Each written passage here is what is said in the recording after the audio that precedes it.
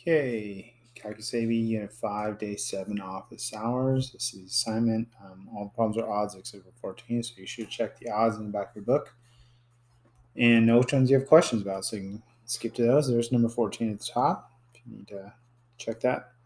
Now, some of the answers in the back of the book were kind of weird, and so I'm going to probably give some different versions that might have been more like what you might have got. So, but we'll just see how that goes. So 13 is x squared y plus 3xy cubed minus x equals 3. You're supposed to take the derivative implicitly, which is how you would want to do it.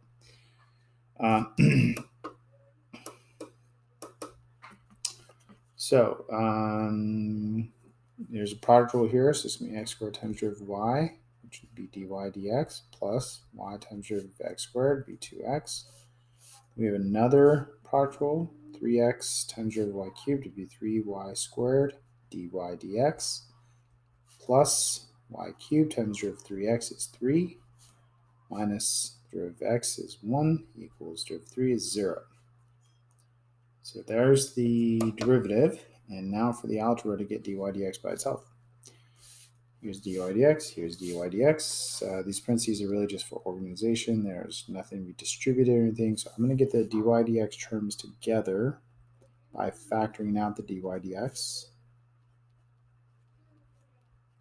And I'm going to move all the other terms to the other side. So I'm going to add 1, subtract 3y cubed, I'm going to subtract 2xy, and then I'm going to divide both sides by that. By x squared plus 9xy squared. There you go. Now the answer in the back of the book I think is slightly different. The order of the terms on the top is different. That's fine.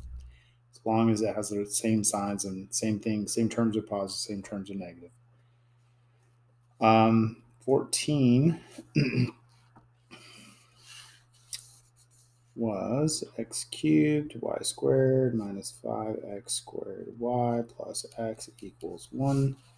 So we're going to take a derivative of that. Got a product rule here. X cubed times derivative of y squared is 2y to the first dy dx. That's chain rule. You get take derivative of what's inside the y, which has x's in it. Plus y squared times derivative of x cubed is 3x squared.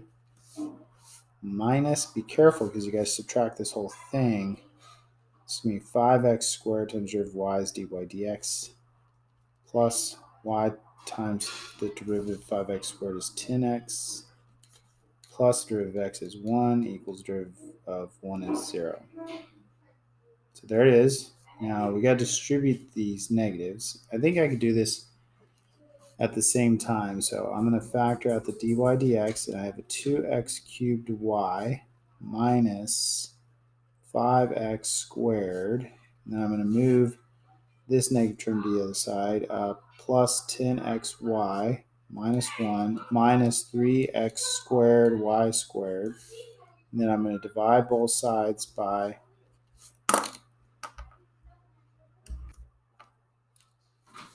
so it's going to be 10xy minus 1 minus 3x squared y squared over 2x cubed y minus 5x squared. Looks good.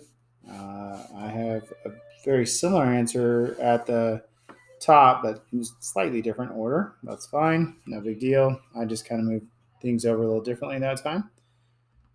Okay, let's try 19. So 19 is tangent cubed xy squared plus y equals x. Now, it might help to think of this as tangent xy squared plus y all to the third power, because that's what it is. That's what it means. It's kind of lazy way of writing, but this is easier, I think, to not mess up. So we're going to get 3 tangent xy squared plus y all to the second power, and then derivative tangent is secant squared of what's inside, xy squared plus y. Then we got to do the derivative of what's in there. We're just going to have product rule, so you better have parentheses here. X times derivative of y would be 2y the first dy dx plus y times y squared times derivative of x is 1 plus another derivative of y would be dy dx equals 1. Oh my gosh, that was a crazy chain rule with implicit. So here's our dy dx's that we got to get by themselves. We could, we could distribute everything. What I think potentially easier technique would be to. So, we could distribute all this. It feels like a little nicer if we just divide this over to the other side right now instead of distributing it. So that is one option. And so you have your dy dx terms, 2xy plus 1. And then we could divide this over to the other side. Tangent squared xy squared plus y, secant squared xy squared plus y, and divide that over, group these, subtract this afterwards. It's not divided, and then divide everything by this. So it's pretty crazy messy. 3 2xy plus 1, tangent squared xy squared plus y, secant squared xy squared plus y, minus y squared over 2xy plus 1. So, that's one way to do it, and I kind of feel like that's the easy way to do it. Now, this is not the answer in the book. Now, what we could do is give this least common denominator, combine them into a big single fraction, and then you would get the answer that's in the book. Or if you distributed at the beginning instead, then you would get the. So, we could right now combine these together as a single fraction. It'd be 1 minus, and this guy would get a 3. It already has a 2xy plus 1, and then a tangent squared xy squared plus y, and a secant squared xy squared plus y, all one big fraction over 3. Oh, shoot. Now that works, yeah.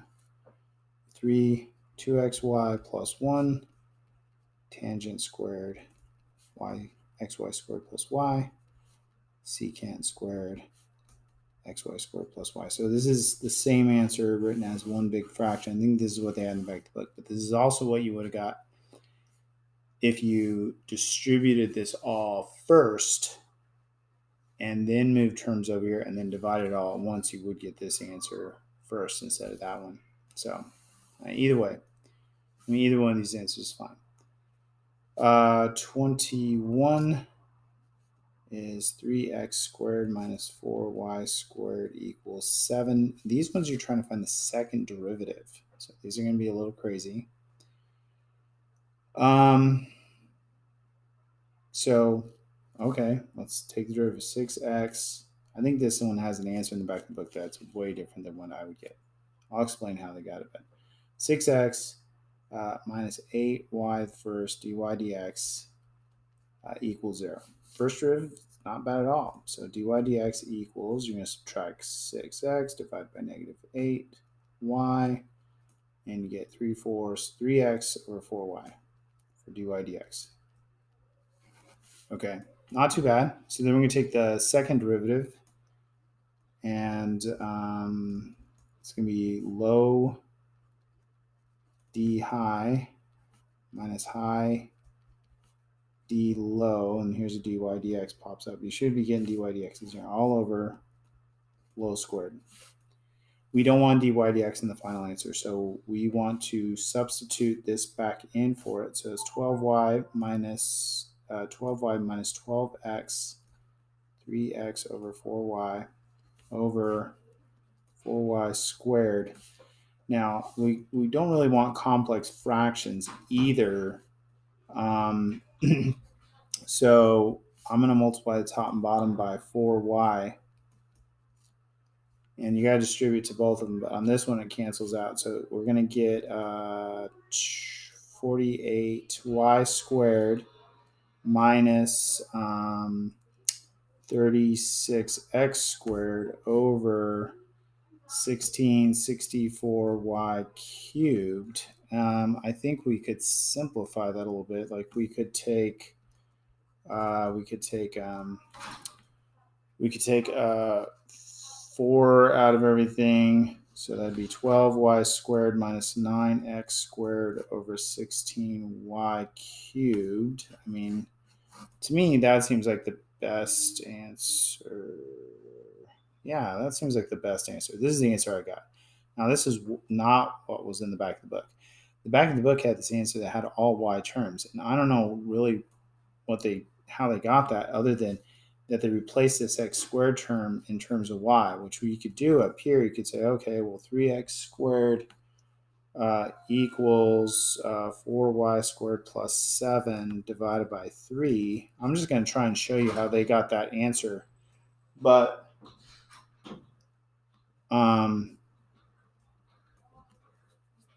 I wouldn't write it that way. I don't think you'd ever be expected to do that. I don't know why the book did it. And they're not really, it seems like if anything, you were trying to get it in terms of purely y or purely x's, if anything. Now that's already been squared, 16y cubed. And so then we probably would want the 3 is going to go in its own right here. So then if we were to simplify it, we would get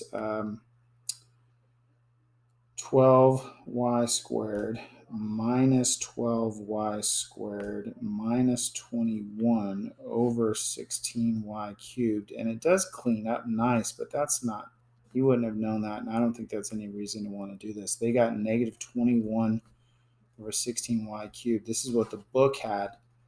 And shoot, you guys didn't see that. So I solved for x squared and put it in for that, and then I got it in terms of purely y's, and then that's how the book's answer looks. But I wouldn't do that. I would just go with the answer I give you. Okay. All right. Let's see. 23 x cubed y cubed minus 4 equals 0. So x cubed times 3y squared dy dx plus y cubed times 3x squared derivative minus 4 is 0, derivative 0, 0. So that's the first derivative. So we want to go ahead and solve for dy dx, which would be negative 3x squared y cubed over 3x cubed y squared. And of course we should simplify this. The 3's cancel, x squared, we have just lone x on the bottom, y squares, we just have a lone y on the top, so it's negative y over x is your dy dx. And simplifying is going to make the next step easier, so you definitely want to do that. So now the second derivative is going to be the derivative of the first derivative. It's going to be low d high minus high d low all over low squared. And then we don't want that dy dx in there, so we're going to replace it with what we got for dy dx there. So it's going to be x, it's going to be negative y over x plus y over x squared. That's going to become positive. The x's are going to cancel. And the second derivative is going to be 2y over x squared, which is, to me, the best answer. That's what the book has, I think. That's what I would have. So you could try and change it back in purely terms of y, but that's kind of a lot of work, and I wouldn't do that. So it's 23.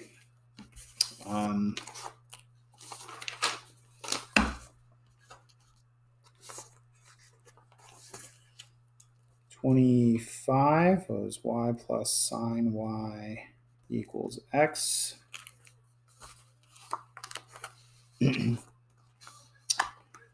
So it's going to be dy dx plus cosine y times dy dx. You got to do chain rule equals 1. So then dy dx factored out gives you that.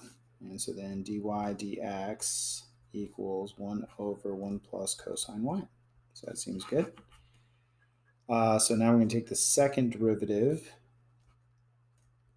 And I mean, we could do,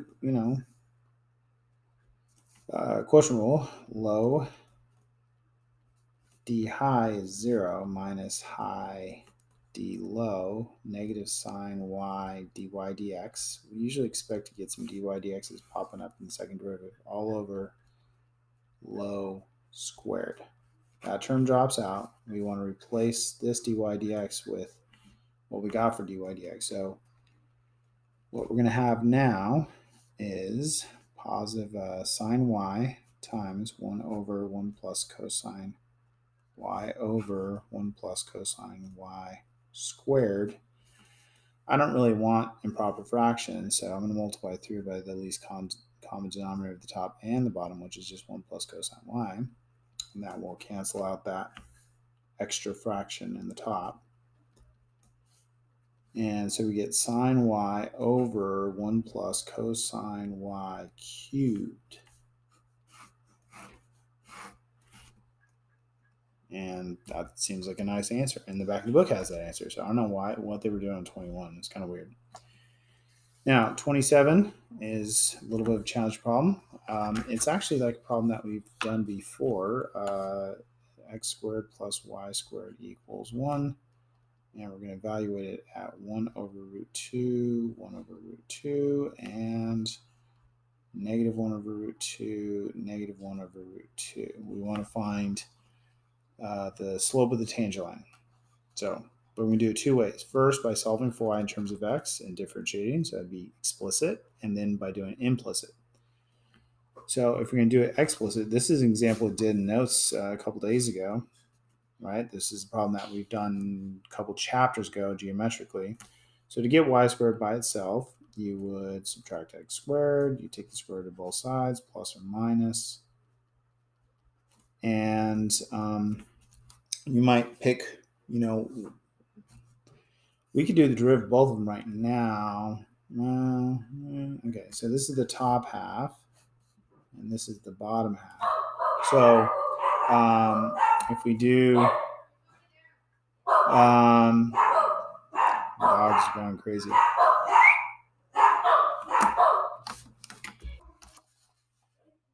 Okay, my dog's still going crazy. Okay, all right.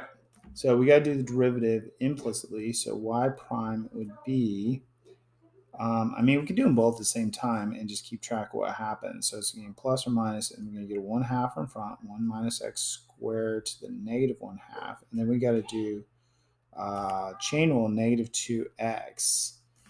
And so then y prime equals, for the top, it equals, the 2's cancel for both of them, but it's going to be negative x over the square root of 1 minus x squared.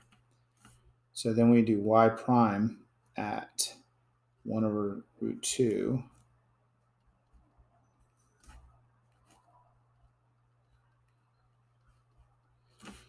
And what do we get? Get 1 over root 2. This is going to be 1/2, so it's going to be the square root of 1/2, which is 1 over root 2, and the answer is negative 1. So that's the slope at that point. Okay, so that's y prime at 1 over root 2.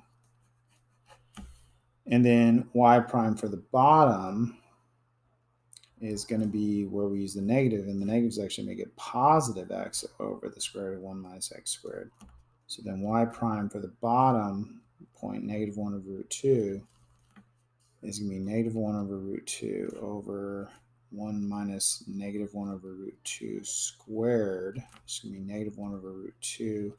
It's going to be 1 minus 1/2 is going to be square root of 1/2, which is 1 over root 2 is going to give you negative 1.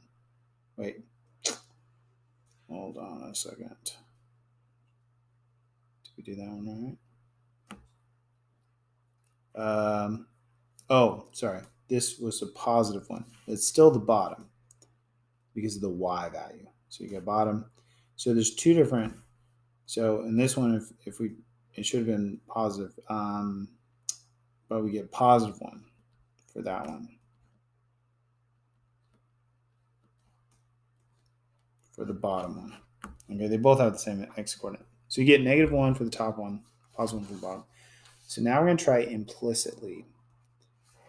which I think is going to be a lot easier. So it's going to be 2x plus 2y dy dx equals 0. Boom, there's derivative. I mean, how much easier is it than the other one?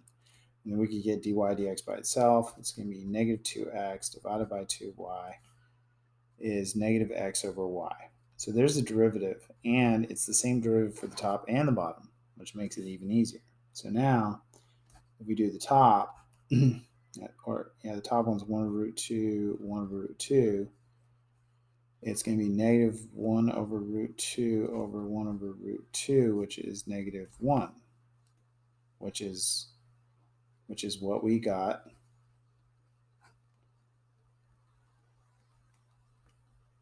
on the other side, right? I mean, these check. And then we're going to do it for the bottom coordinate, 1 over root 2, comma, negative 1 over root 2. And so the x is positive 1 over root 2. And the bottom is negative 1 over root 2. And the negatives cancel each other out, and you get positive 1